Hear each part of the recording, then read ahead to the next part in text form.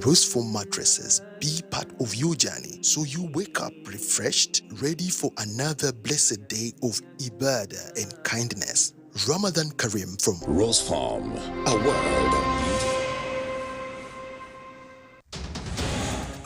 Omugacencwire kireki RDC yaragira abaturage okuruga mu rufunjo ahabwa amizi kucwekereza abaruherire omu district ya Kisoro. But technically we need to open up this area. Okombeka akatare ka makanising bakama b'amaju bashabwa kongeramwo amaani omuri Mbarara. turebe yobona contributing turebe program twatandika n'iyongere. Diocese ya Kasese yatandika kwetegurira ekiro ky'abajulizi.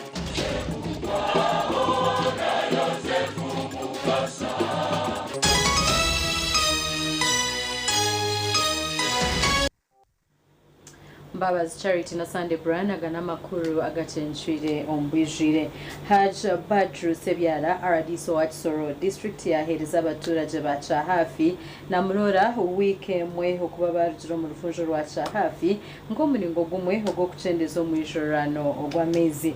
Haj Badru ari kuramburisha mereri ya Kibumba Primary School eritahirirwa amezi abataka bamurambuza urufunjo no ku baruhinjire kubi. Badru Sebyaro RDC wa Tooro najara ngo cy'abantu kubinga umucyarano oda ya President Museveni aho yaragire ngo abantu bona bareke kuhinga mbishara. So that we get to know where the problem is.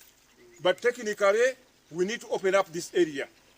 That is the way to go to restore where water used to be instead of flooding at our schools. Period.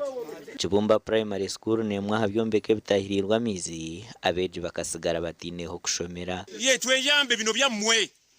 Chache eri mu buzibu, esomero liri mu buzibu, namwe muri mu buzibu. Edwali oliri mu buzibu. Benon Gakor chairman wentebe yo kubanza habwe cyaro campundwe najara ngo abantu bakaba batura umwanya wo batari kutunga bizubu byo mwijorano kunka bwanyuma y'abahinji kutabike cina cyamiza gubabire barabamo nibyo bizubu nkevi. Habagamo abaturage, habagamo Karambo, habagamo Bigirimana, habagamo Tahuntuye. Bega harimo abantu batuye mara arakangari kose. None nyuma hageze agamazi bagatangiye kudusatira garaviheru nuko aho gajaga abantu babo batangiye kuhatsibya. Nyaka 70 kwimana ngiye kuvuka nsanga bakoraga mifurege muno. Ayo mazi gajaga umugaye ko epfi. Ariko gagiragaho gajaga iriya hepfo hakaba ariko wibuke muno habaga mw'indongo. Uretse ndangiza. None imifurege iba ijamo umusenyi itaka. Yunisa kankwaso urukure by'ubuhangwa najara ngo cyarane cya government nuko kushaba abantu abatwire n'abakorera mu kurugamu. Guhera n'amategeko ya Uganda imfunzo nta muntu ukwiriye kugira urufunzo, imfunzo, ingezi n'izuzi byose biri mu mategeko kuko bikwiriye kuba kurebererwa na government kugira ngo abantu bose bungukemo.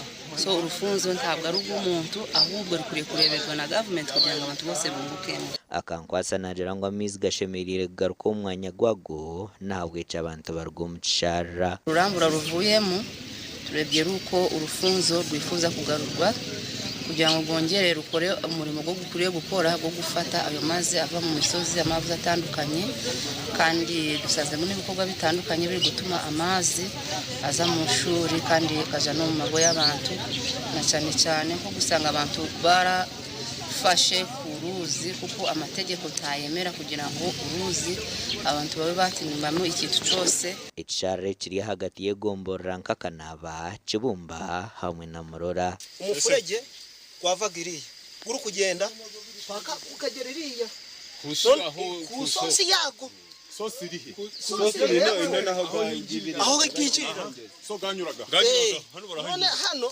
durayi season ije bano biyambishe advantage barahinga bawucwamishinga gukureba he kushuri.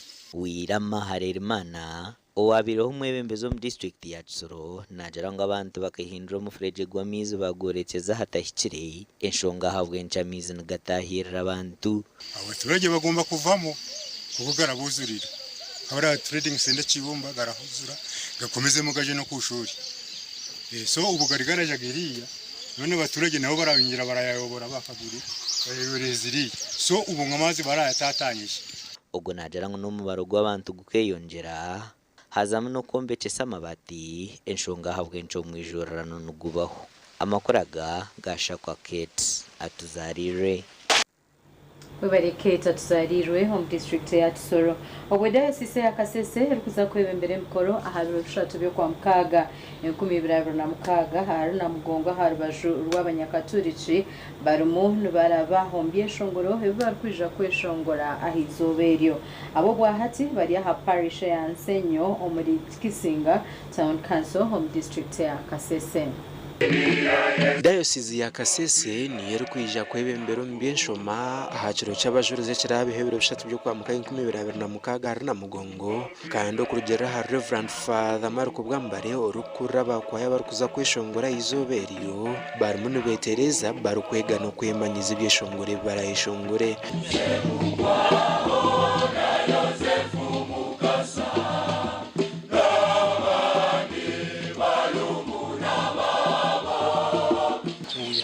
doing practice, and as I can assure you, as I speak now, we have covered all the songs that we need to learn as far as preparation is concerned, learning. Now we are spicing the songs, we are working on voice production, and today we brought in some external trainers to help in that. Reverend Father Bwambare yayongera yadirango byeshongore buri kurenga muri ganankaga nibyo barumunu begezamo kandi nibyo barayishongora haciro cyukurecho.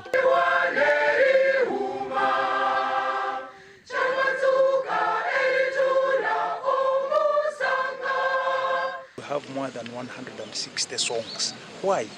Because the choirs have been singing, the choir sits on the very day, sits at 5 a.m. in the morning. So the procession will begin at 9:30. So from that time interval from 5:30 to 9:30, the choir has to be prepared enough. Nagirango abandi beshongozo ku rw'umuyangari ya Kongo hamwe na Germany nabone bija kubegitaho mu kwishongoro ku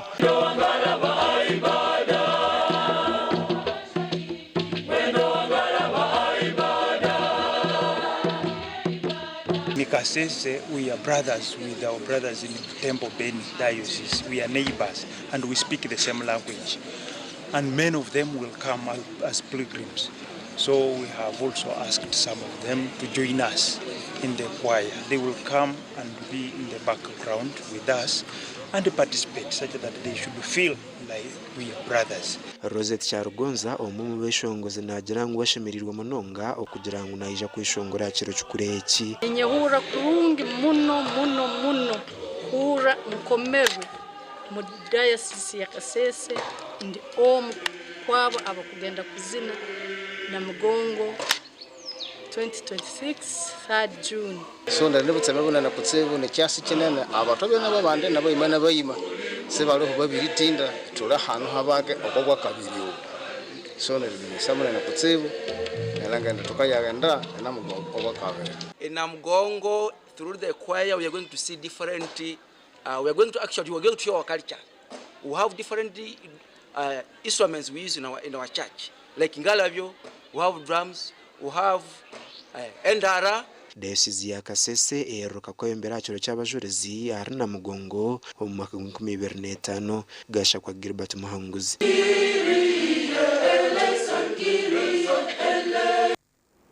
Webale Gilbert Muhanguzi owabira yesimbira hatebe yogwa MP ahabwa Rukungiri municipality omukigombe cha PFF Ingrid Tooro nawe kamatene tarujireyo yatwala General Henry Tumkunde oyabira yesimbire nawe mu High Court ya Rukungiri obwa rukukanisa ebyarutiro mu Karuru hakutumukunde yarangirirwe nka MP owa Rukungiri municipality.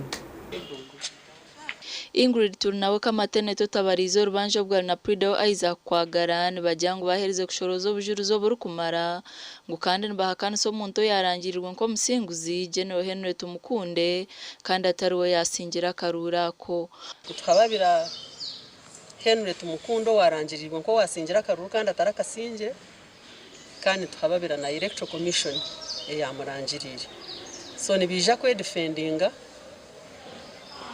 emiru abantu babirabo okuruga hati twatandika umurimo gwo kureba ngo twabasavinga cyangwa imunonge cyo kusavinga electoral commission abo kwantumanya hibari konka ekiruza tuteganisa no kusavinga henwe tumukunde kunoja ntumanya nka hayineka municipality mu ninga hayine umunyabuzare ninga hayine office tukabire nturuga hati tuzayo kugira ngo tumusavinge habo kuba ino kwesayiningira tuje mu koteje kugisaba ingo muntu wasingira karuka Rukungiri municipality o constitution eri kukitekateka tuli kwesa demokrasia eyikire abali we yarangirirwa tulina obujurizi buli kumala twabuto mu petition eji umushangwaza kutandika nimuza kuba mweke nyine nimwehulirira obujurizi obu kandi muza kakasa kokuna abagambira Ingrid kamateneti tulinawe niwe yahangwire akaruraka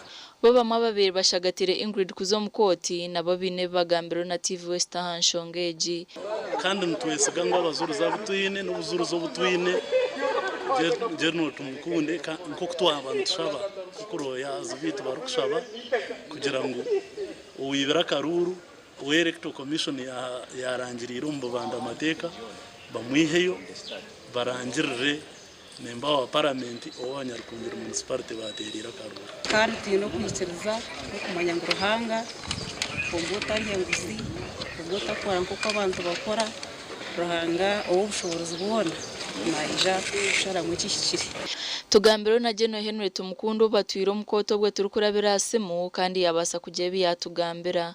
That's okay if she's going to go to them but to decide matters of court or matters of law and not matters of opinion. Matters of court or matters of law. Have to wait and see. Entebeji ekabesimbira abantu bana baramuhenwe tumukundo wa NRM Ingrid tunawo kamateneto wa PFF Warren Wagaba akabatine Kigombe hamwe na Richard Akanyishka amakuru agasha kwa Dan Basibye.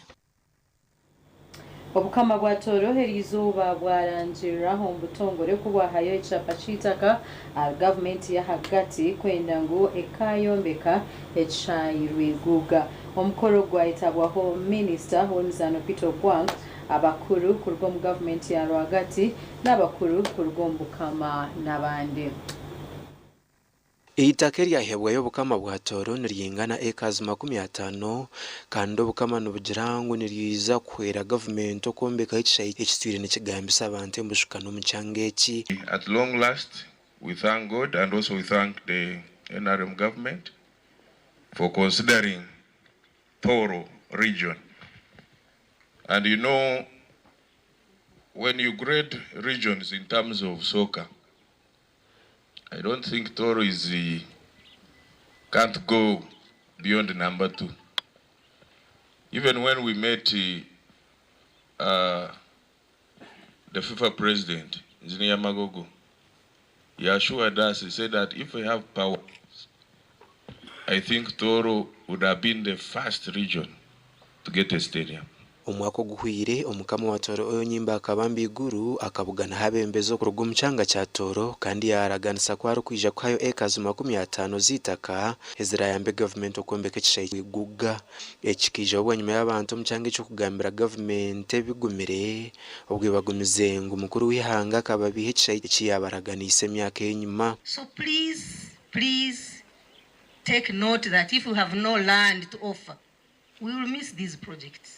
For how long have we lamented? Na government nerora herukuteka center take a center wolaba mugana na gamba take a center na mbere hali amagoba hata obutwagitera ibanza twagitaka erikoto eriyokutaho exanero ekikoto harulengo rwensi yona exanero kitunga. Omwishirwa w'obukama Calvin Armstrong amukoro guyagira ngo government teine kurebera hacho kombeka kishayi konka ngukureke bahereze na sports academy. Minister Ogwang yasima obukama abo kuhereza itakeri. What was on awaiting by that time was the funding. Now that we have today seen the land, my role is to go back and ask my technical people to begin with the formal processes of government. These formal processes are in line with the National Sports Act, which states before a government puts in money to develop any facility, it has first to have ownership of the land. Kibigambo byawe ni mbiongeza mwamani ngu ntuwenda Sports Academy. Mara twekizaniro mwebali bayitu mongereho nuko no mwana wa Cyenjojo owa Bunyangabu owa Kyaka na kitagwe na Kamwenge na wazana mpira nemizani ndi yona naitu myaka 5 tutungemo abana ba Olympics tutungemo abazihi tutuina bikaro binge byo kuziramu itaka ryahebwa yo nahire kushangwa tibyagambwa abo kugira ngo bukama borekere government emyanya ebiri kandi abakugono beija kubanza bakebere emyanya yombi bamanye itaka ryenyene ribine kutwara abakombeka ekishayi. Wow, thank you so much. Gasha kwa Jonathan Tusingwire. Webare Jonathan Tusingwire reka tumereho ntugaruka nagarukurata.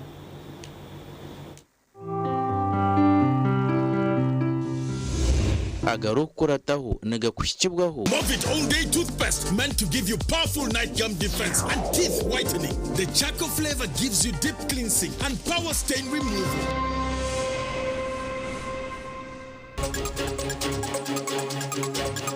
Omugarukurataho okwetegurira Pasika nibihe byoshemerire kumanya omubwire bwa Sande Rukwera. Abantu bita bagenzi babo ahabwe sente ebintu ebintu bibaho bikabaho kuri wa Kristo na hati bikibaho.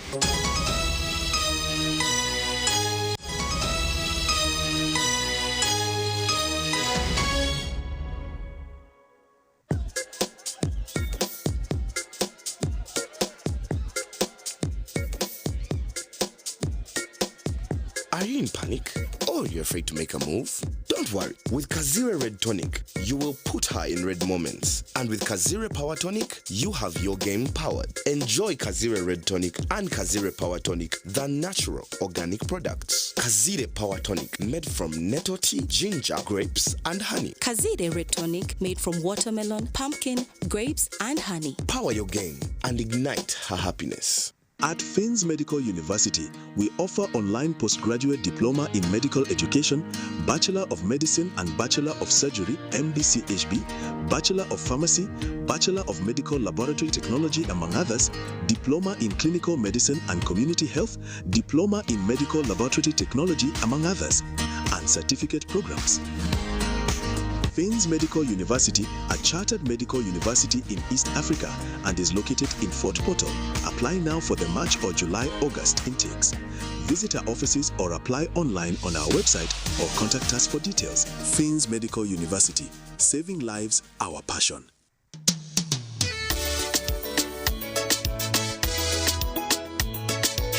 Manager, ogito wagito.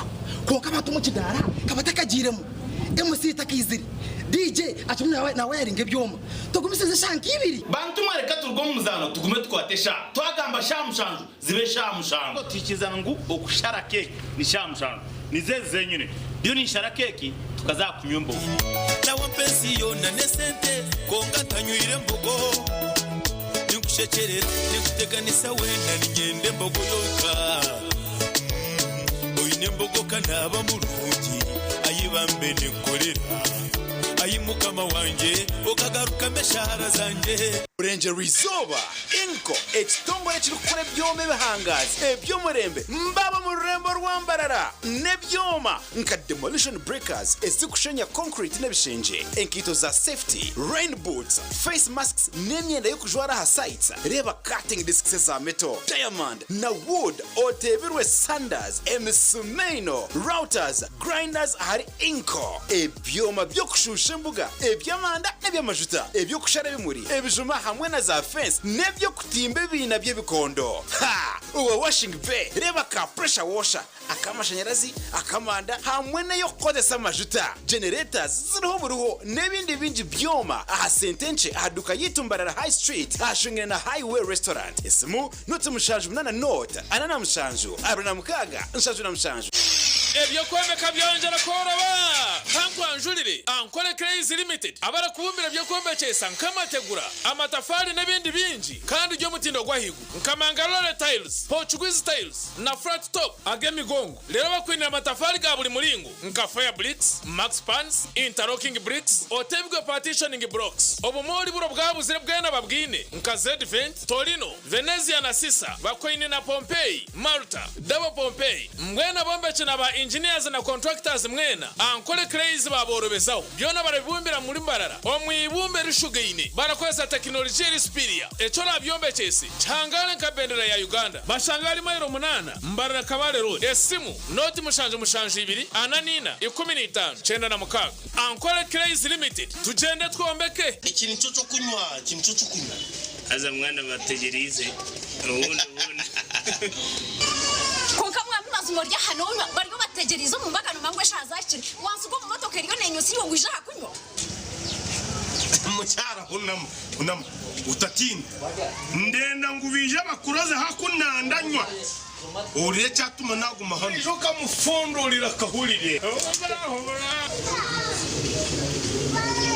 konka mwami tera chairman wembaga atongeze yo nako kishahemu ito twe tuyo ntuno diplomat akatuka kanusira hanga waje ukanyiha ambi mucyara nabagine diplomat ebindi byayenda bireje bigende nabagine nintere ekorwa ba diplomat habo America limited ekoze ko mu mugusha entangawuzi inanasi ukochi ihamigwa ba UNPS Hayes Recruitment Experts Jobs Abroad kandi nitumanyisa abantu mwena muri tukinda abantu binji abashije n'abakazi abojo nabishiki emyaka 21 okwisari 85 okwera cyenyonyi Dubai emirimo nka customer service airport security aviation stewards check-in agents landing ground guides na aircraft cleaners. Hayes Recruitment niyo company esingira zindi zono mu Africa okuhereza emirimo ey'obujunanizibwa omwaka oguterize okwehandikisa no kwa free registration amataji gitu gona esimu not mushanju ina not emwe ibiri ishatu ina itano mukaga ninga not mushanju ina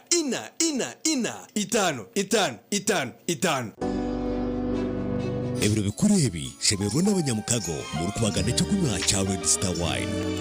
Red Star Wine ni yawe n'umukungo wawe iwe n'abanywana bawe iwe neka yawe hakihuro.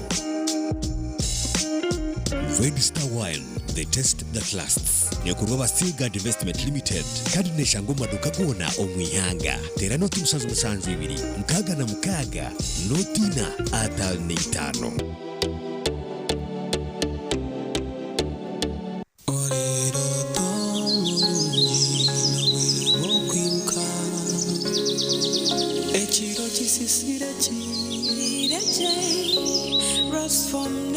Kasese karonje para si a spring na farm ejini biti dokuro bisas mukasheshi nikukona sajingo muchirochuna wera renko mwerere no mfaratsi gw'omutendo kandi nuguhanga omugongo ombero gurukushasha okubiyamaje kigambe bakwecho urkwenda rest farm ensiye biroto birungi.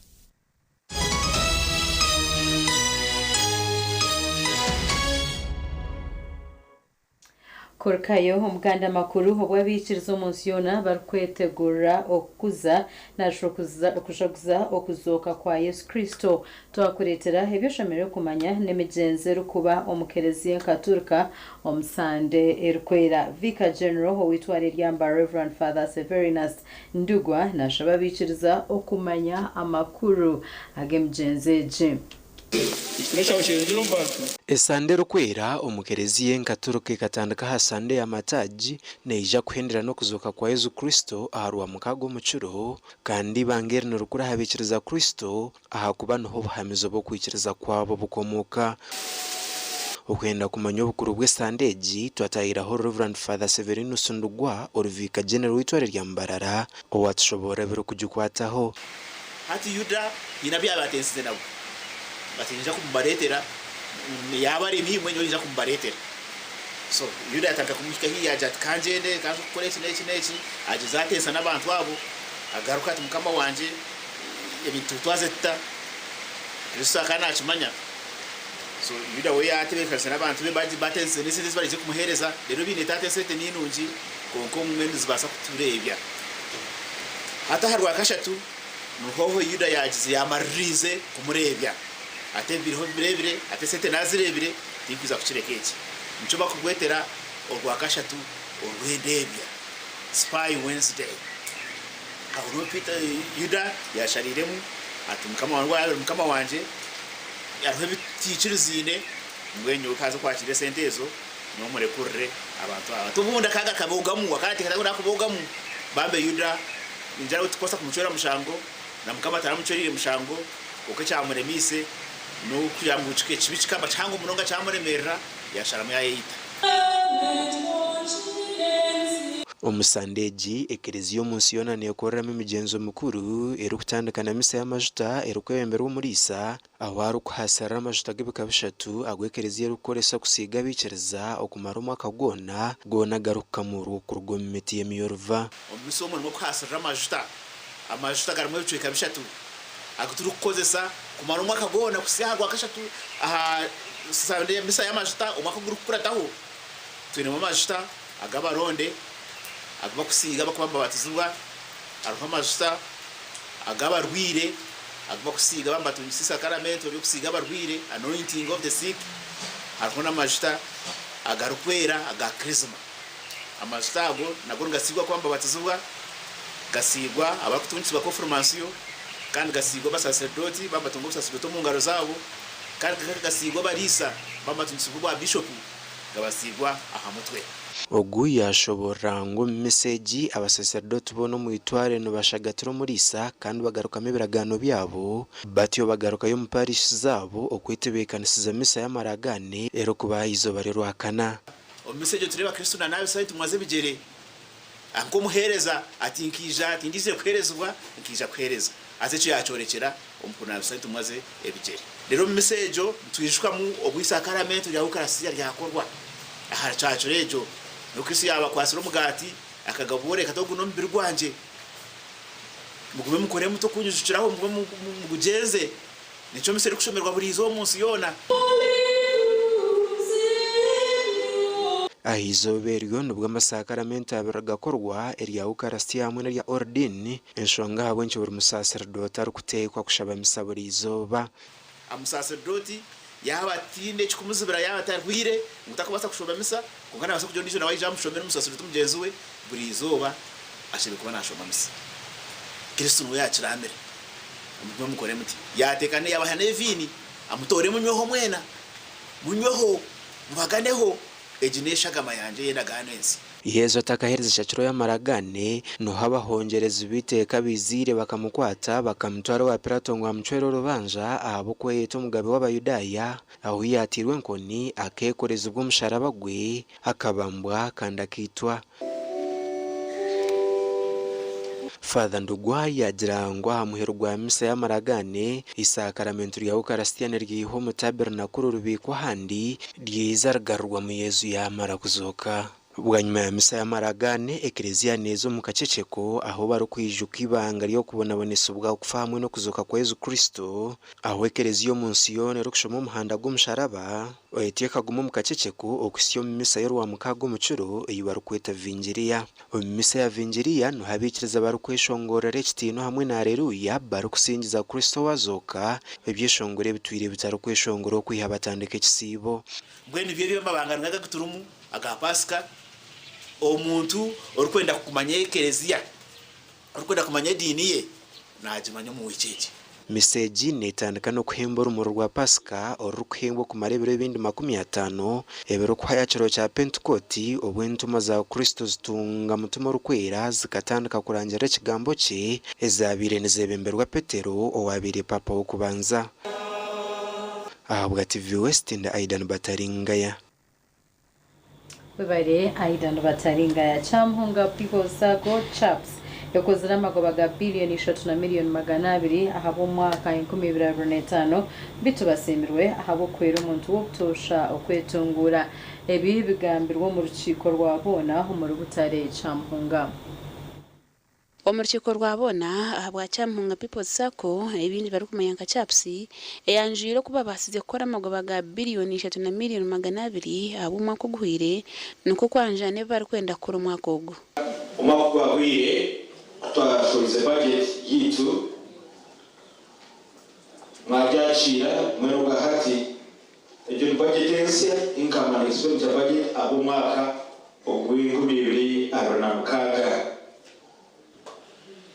ayiteka ngobyona byabigenzereje tukibwa nturondana sente nigasumstasia sente zibingana biliyoni 19 ngatoto income yitu kandi byatandika akayine ekicendero rwecho cyo mujyango abantu babase kutunga sente kandi babase kwetungura kandi twabara kunarinda byo mission indeba no shango murumo mu kukizi kano arantitanda urukiyamanwa ukusuku kandi arukurugo mu Agacencwire Sacco nwabihari y'umunjenyi mukuru ayochero kushemerwa habwa CHAPS niko kushaba membe kwetantala za commercial banka ezibatari kumenya ukomoko bwazo. There are 26 commercial banks in this country.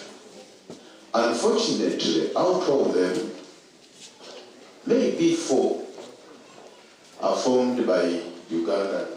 The rest are coming from where? From where? And when they make profits, do you tie their hands to the process back? Because it is a win-win. Abiroho no kwebera abo byembuzi ahari abamaze rubwire bari kubika na CHAPS ahibamwe bahire no bujuzi oku CHAPS batungwire. Abuna ni simbe kirabe kibampereza konka mazire na CHAPS emyaka ari kurenga 20 ni twina abakozi bakurenga 500 bona nibatungira sente mu CHAPS badiaro no mu CHAPS ni tenka factory tudiaro no mu CHAPS kandi tuyambere munonga abo kuba tutunga sente zo kushashira mishara ko kuba nonde sente zo kuza gukoresa nonda kuza kwinga ninga nonda kuza kushubuza ntukora kukiza ushanga ebitu kushaba wabo byine tikutwara na sande tutaka kwire sente zo kandi ntubasa kwereza sente zo kwika hari miliyoni 500 kurigerera wabo yine imisingo yo kubasa kuzemerera. Chairman wa board Paul Kahiji hamwe na general manager Mbarara kusakwe yone korakorana nuko kushaba abantu kujesiga omukubika kandi bakabahana za loni 2025 share zit twine billion 25 savings share capital iteri ha billion 12 kandi ba members trillion turumbe mitwaro mukaga twantureba loan zeziriyo mbantu eziriyo mu ba members trillion billion za 5 mwaba mwine percent iriya higuri yitano nje manyisa ngo abantu nibabanyaga mwe nitwe CHAPS mwako guhire tukatwine percent 3 na katonyeza kamwe chukumanyisa ngo mwe nakwihuza ntubantu tamwamani minji kurangwa abantu twabashomesaje kuba twararoni tubaprezingireje kubazi twarabashashura nobwe mbuga nkuru za CHAPS ziriyo mu rubutare Kyamuhunga ababina mataji minji nkishaka mitoma ntunga munahandi hinji ahibagerezeho kwera abashubuzi abahinji n'abarisa ubwahata baruko bujuruzi ahabunuzi bwa CHAPS mu byentunguka gasha kwa Sheikh Abdulatif webare Sheikh Abdulatif bakama bobjo mu katare ka makansingi bashabwaho kongeramo amano muhuru yo kombeka kataraka bokushabo kwahibwayo RCC wa Mbarara North Jacqueline Kankunda kanda kataraka nikija kumaraho billion 80 bwanyuma ya City Council okushenya katare ka makansingi arwa mukagoro wisabite huire okugasigiriga y'amatungo kandi hatubakama bobujo mu kataraka basharamo kutandika kombeka katare kabo hesabite jeta kahwire applying from African Development Bank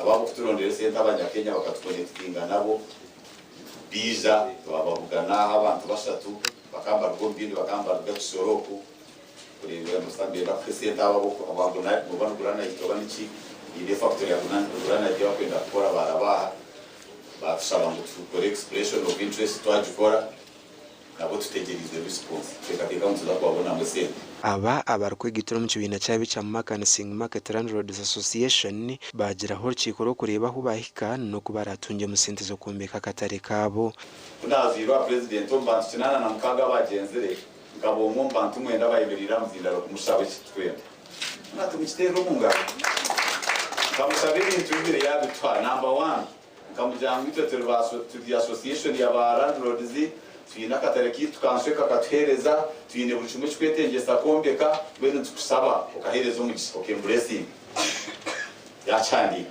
mabona kumangu mukuru ya kwate point na chandika abene umugeni gabara n'abandi ko kabite mwandika aba batwiro munyurano na Abbas Rugundana hamwe na mutayi we JB tumusime abakwatanise n'abapanyisangu baremese barandrodo kombeka kataraka aho barandrodo bamazire myaka eri kurengo muri umushanju batari kutungayo kasente nemishangwe kahikano mu kitongore cya Uganda Registration Services Bureau nababahirize kuca mungu barandrodo zibagarurwa katare kabo mwana kuteganisa ubumunsi kuturo aho kanubwo kuyamma kagitu kuteganisa kuturo konka Bibirne tugambira ensura ya mnana gwashatu na gumwe barahaya handikirwe Paul yandikiye abaroma ngurhanga ko ari rya rwitu no hortugwanza katsinga okurugera hari chairman wa Bwombeka akatara kakuru kakaba karime myanya 500 bita Kasiyani kija kuba kari akakanye na mushanju ndeka kuba kine myanya rukaga 5 eyo kutamuza restaurants amaduka za banka emedara polisi za clinic supermarkets n'ebindi kandi nikija kumaraho billion 80 akatari kitwa kashenyu kandi kashenywa kugira ka program ya government ko ya bireri chabi sasarane ndeta muchi esto bire twendeze mpa emnaka empango omuyaga gwa chirka twasimarahanga twari ngoro n'urutambwe oru twaro direction yo kumbeka katari kitu okwane chanyu you own it turebe buri mwana contributing turebe program yetu atandika today ni yongere kandi nshaka batatandika kubanje kajota kana kaduka nokenda business yawe n'injinga so emitume wiregangire mujorobye abatakwikizana mwikizane turi aha twenda for development bajumu kasiga borundi to kugenda omwe yandisha kasiga na wewe ya the front side how can you put that multi-purpose building behind the Kaseko mission? Okuombeka kataraka nuko kumara emyaka 2 yonka ahabwa TVET and Aidan Bataringaya reka tumreho ntugaruka naganda makuru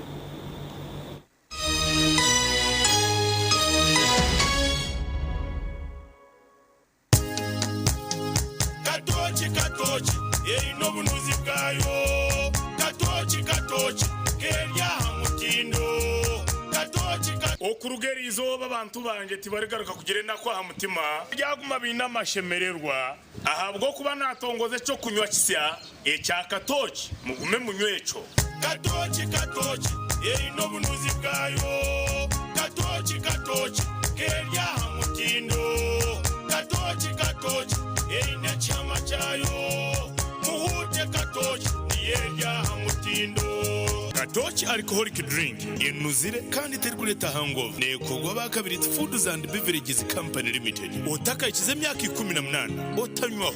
When you don't use Momo, you are forced to quarrel. Mama kabalansi nkuwaire 15 mama nkuwaire 15 ompaire 15 abantu abakulu matandisa obuyayo mwene obuyayo obuliga ngobi yanko bantu sente dange nizade kolera ngobi nakolera sente dange. Save yourself from quarreling. Use the Momo app or dial *165*3# to pay and enjoy zero charges below 5k. That's the power of Momo.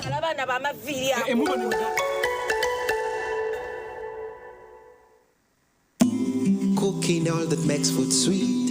Tastes so good like mama's kiss. Sweet Tamasana, yeah. Stir gold is the oil you cooking oil for a tasty meal to live a healthy life. Stir gold, refined fortified. temple cooking oil, second best to a mother's love.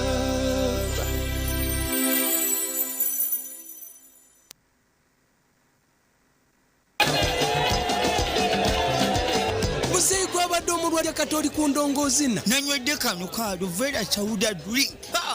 Kino kigaji kyaffe kyennyini kakindi katyebule. Mutoolo okolola okotyonguka kwata kano. Muzeeyi kano bakayita batya? Pineapple chawuda drink kakamuddwa mu nanansi. Bojo mutoolo va mu bya bojo tugende tulabe kakiga. Bangambye omubiri munafunafu kakiga talina maanyi. Kakiga bangambye tolina maanyi. Ye naye nenfuna ow'amaanyi. Mutammira ku soda drink. N'abawala nabo banywa obutamu.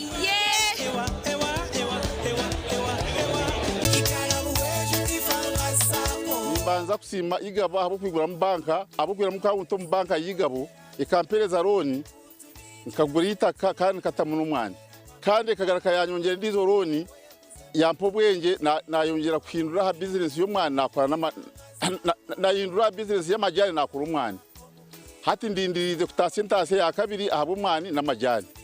Mbena nisaba bona bahinja bagenze banje bona abantu bona babase kweyunga hari igabo bigure mu kawunto mu banke ejo naye base kubakora nko kuyankorire obwembarabera umuroni yeriko bahireze senti baganyirwamo. Igarabu wejo Tifama Sacco igabu eiziro kwera omukutungwere ntasiya yawe Shanje Butare Kyamuhunga Bushenyi district ningoma tajigitaga Buheju na Kanunka branches omuri Buheju district na Kagarama branch omuri Kagarama town council Ntungamo district Tera not mushanju munana mukaga not 13 not 2 reke kiroto cy'umwana wawe okukora ombyenyonyi chicirire. Uganda Aviation Academy neta applications ahabwa May 2026 intake Mishomeji, flight operations and dispatch, airline cabin crew, airport operations, airline customer services, foundation in travel and tourism, cargo introductory courses, aviation security awareness, IATA, GD's fares and ticketing, aviation management, quality security awareness, safety management, travel and tourism consultant, teaching and instructional techniques. Tuamibwe IATA na UCAA. Tunga application form ari Kampala office, ari Metropole House, 6th floor, Entebbe Road, ninga Tera, notisha tumwendisha tu, 10, nkaga na mkaga, nkaga nibiri. Ninga jihe a website, ugandaviationacademy.com. Rwashamire Vocational Institute itendekero ry'amashomo ga business na technical studies nka national diploma human resource management, public administration, guidance and counseling, computer science n'English IT, records management, accounting and finance, business management, journalism, tourism, building construction, electrical installation, mechanics, plumbing hamwe n'agandi mingi. Amashomaga gona ngabuzubwa ebitongore nka UBTEB, DIT hamwe na Makerere University. Rwashamire Vocational Institute twine in service, pre-service hamwe na short courses netushangwa Rwashamire Town Council aharuguto rwantunga mu Rukungiri kandi kwehandikisa nukugendo misho. Tera enamba zesimu 0772 9 0 Mommy? Yes? At school, everyone crunching. Nange ku mulimu nga nkola. When I'm watching my kazanyo. Anti ku highway nga mvuga. Sisumagire ekyo shuwa. Honey, mwana muwe. Get your favorite packet of Psalms from a shop or supermarket near you and crunch. Get yourself a packet of Psalms and start crunching. Psalms, taste the difference.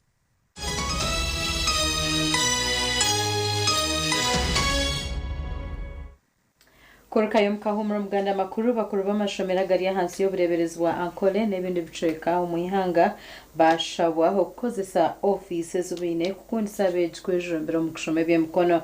Moses Kasacha urukure by'amatendekero by'emkono umuyihanga ningashumwete executive director of technical vocational education and training council niwe yahayo kushaboku.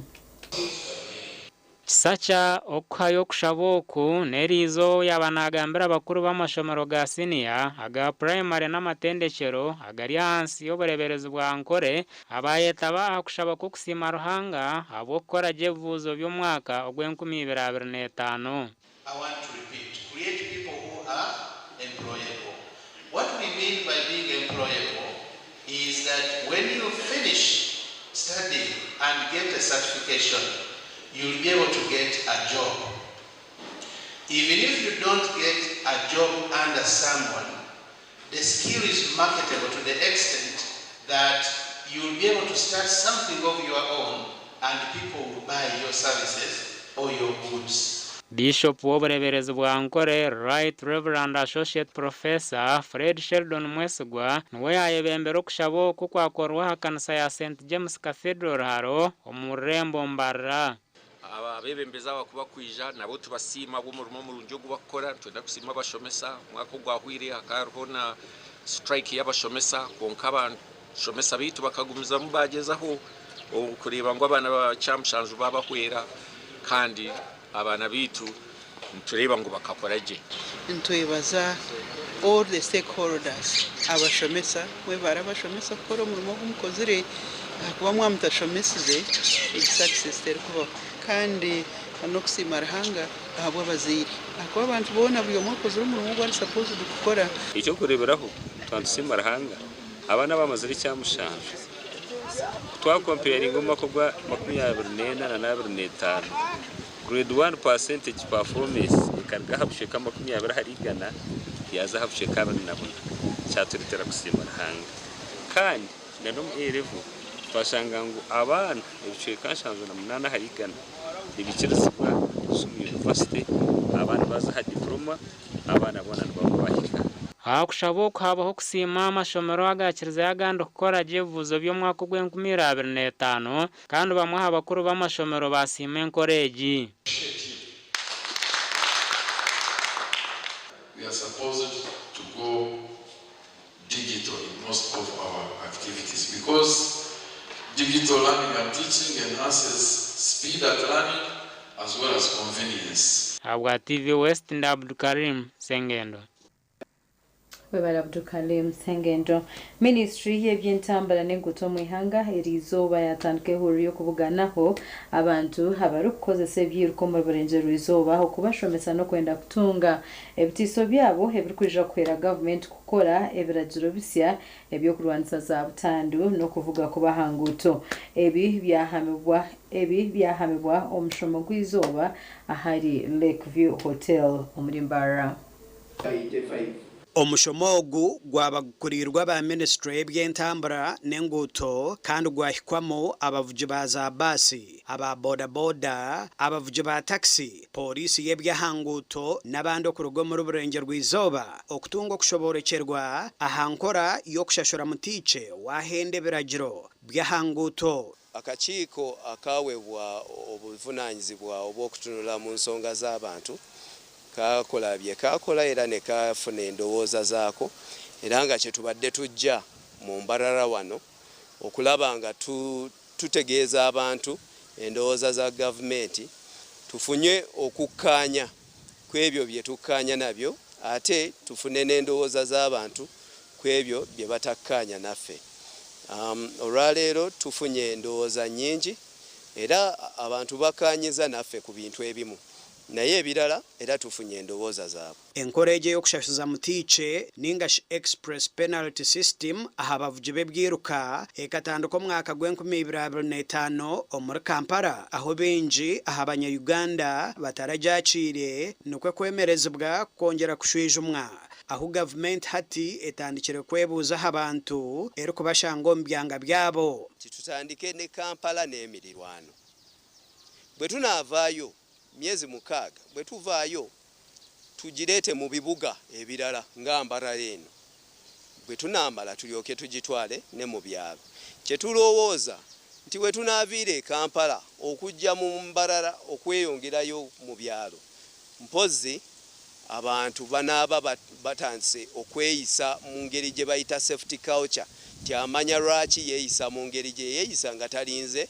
ofiisa kumugamba kulugu abebwira uko mu kutisa kwabo bayoreka kuba ari kuteganisibwe ngo utombi ezakozerwe kubi otireho n'amateka garukorwa gakabura kwata abakuru okurugo mu gavumenti ahabwo buru bwenguzi ekitari cyo buringaniza nze mbadde nsaba bwe nabanga waliwo nga ya speed limits ekibonerezo kyonna ekinaaba kizze driver avuga bakiteeke ku pamiti ye kitakarebera amateeka ekizibu ekyokubaho kireeto ki abo bw'amateeka n'obu gateekaho ekyokuleeta ekizibu otakiyireho amateeka tegakakora tubanze turebe our road designs niza kuba senari kuruga omu kiyanza kuza omu tawuni basi yavugana na Sinatra hariho owa bodaboda naiza akarabaho ninganafu bita abakuru okurugo mu ministry aba babagarukamo bari kugira ngo enkorensya tine oweri kuza kushorora omuganda abavugi ba boda okurugo mu district y'Isingiro bayegesebwe biragiro by'ahanguto kandi bahaburwa no kutunga za pamiti owajezo kukozesa agana ngo yikira kumukiriza abantu ba boda boda ekintu niyo cy'urunya bakimwatureta tubase kikuruvinga muno ushaka ukajya junction lota muyindiketa no hita at the same time ebigambo ebi byagambwa abakuru okurugo mu district y'Isingiro obaba babwabugana abavugi ba boda boda omugomborre ya Ruborogota omuri Isingiro West kandi orukiiko oru rwayitabwamo abahangu ahabyahanguto aba bashomesa lwaki mwamuganira mu kubongo bulire motoka ekutinge kube ngombe gwe nolemera mu motoka emotoka eri ku speed gwe nolemera ne bakube ngombo we motoka nakuba nolemera mu kubango lina right of way yes ogirina naye yagala kungamba nti omufuatesa aba batungana kakumo ahaba boda ahabwo butatekateka ahamagara gabo nagabashabazi abaru kubana bavuga ekikira magaranishi kinge breki aza nyokyama abo batukavuga nabo nuko kabishyongereza ati kungamba kaboda bo eje kutoka fulani jimayene china cyane oyo so ubikanga noze akuru mushango kumkwata mwabulika baboda boda kuri stage mukareba ko muvyana babone nguzi mwino rusaku mwebeza abahona baraburwa no gukora imirimo yo kwetungura okwebisaho no kwegitera hamwe mbigombe ebirabase kubatungura association ilikuwa gandelia ili tukonge chini tuwana mushat ekabire nkamwe afire kwero chifu ero nyokani tegere tutaro kwa mnyata nokasha nde Edwin Ram na Rothon Wamanya ahabwa Agacencwire mwebare abashatsi bitu reka tumereho ntugaruka nagande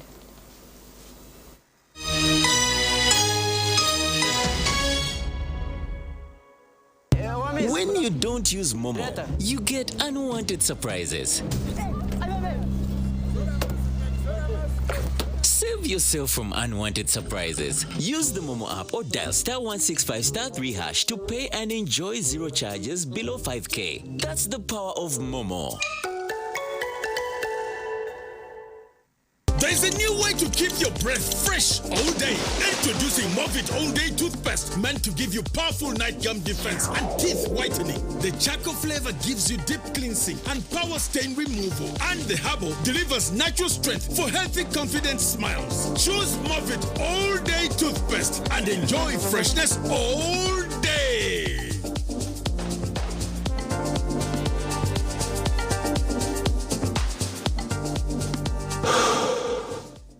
Mwami, waza kurgaho yejekeho. Hona mazima nyewe nkabanda. Reba umusiro gwanje kugurukusha. Agarahanga taro cintatiro umusiro gw'ibicorogo. Burikiri sacho nanchitiremo. Murana kabumwe abazenyo nabo mukasheshe. Konka reba umusiro gwa murano rebo gwanje. Nkakugambira ngo mukakapere nandoga konka wayanga hatu wachireba. Hata bicho niyo bintu bikuteze nduru no yabantameno mo yabawe bichori. Mukakapere mushanje nakosije musa cha crop champion. Taro muhinjo migando arukweza atakoze jimusa cha crop champion. Umuhinji wen gose jimusa cha crop champion abashubuza mucanje a Joseph Farm Supplies a Kings Plaza omishoga Coppers Complex eduka namba G 1 ekigimusa eki nikishangwa mu maduuka goona omwihanga. Crop Champion, the farmer's best choice. Start something new, something uplifting, something so effortless and golden. A thirst-quenching burst of sweetness and multi-flavor. So rich and full of memories. It's 100% taste, 0 alcohol. Try it, savor it, feel it elevate every moment. Sip after sip, gulp after gulp. After all, life's about turning ordinary thrills into golden chills. Start something malty with the new Evervest Malt Apple and Pineapple. Try the burst of sweetness and malty flavor. It's 100% taste, 0 alcohol. Available in a shop or supermarket near you. Evervest Malt. Make every moment golden. Evervest Malt is from the makers of Pepsi Cola in Uganda.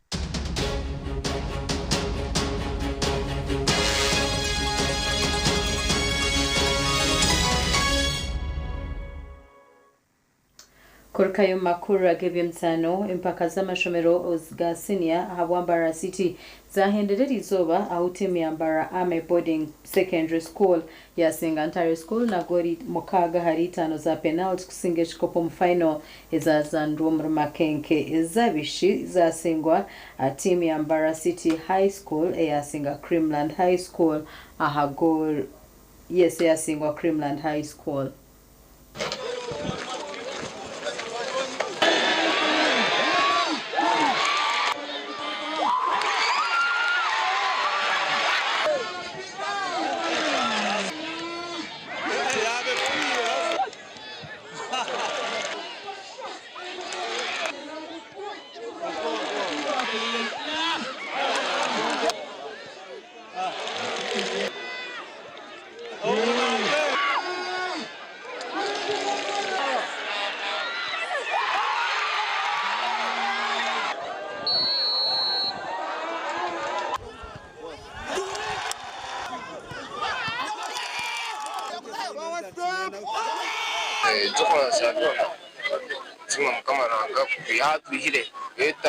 Training from tomorrow is a 2 weeks earlier and it's like a school. Onka nsima na headmaster wita bukiriza chance. Kama nsima rahanga abo kwegeza chikopo cha Mbarara State Champions mwaka 2025. Training jaga nama nikitu, mama nikitu musente, abana ba training ndire. State Secondary School kino kushemererwa kwinji, abo kwambara chikopo cha district. Kino kushemererwa kwinji ni kusima bahagize bunena. Congratulate you. 1 akusinga chikopechi emirundi 2 kwatine. I was here last year and you won the final 1-0.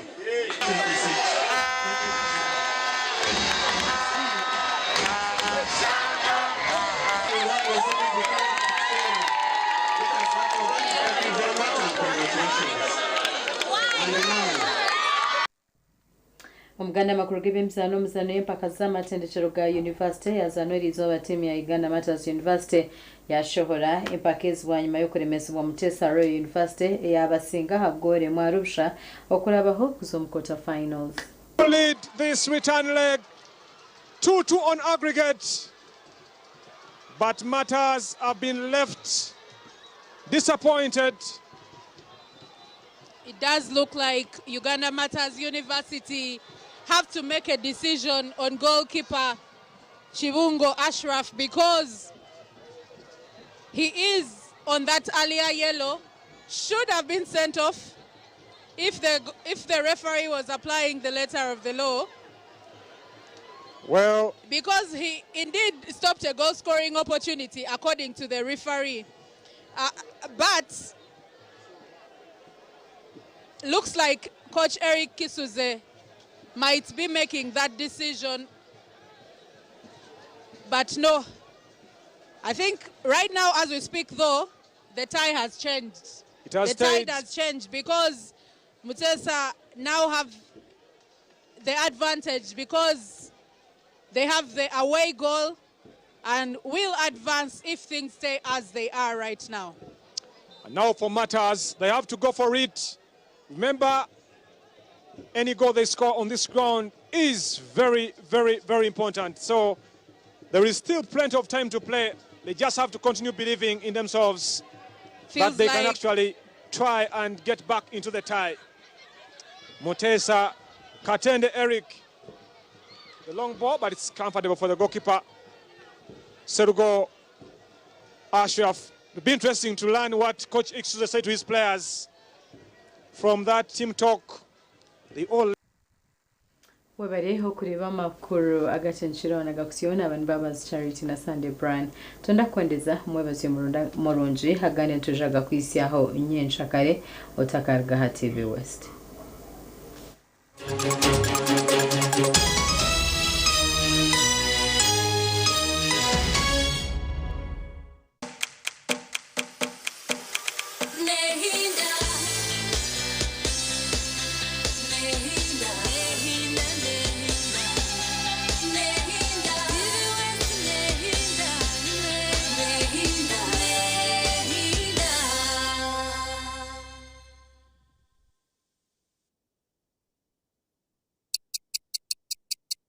Eshaha zabishatu z'ekiro na yeyo beidondolo. You can now get all the Chibuzi out with MTN voice bundles. Call all networks Kubei Dondolo. Buy a 25-minute voice bundle for only 1,000 or buy any daily voice bundle of your choice. Dial *100*21# and select daily or use the My MTN app.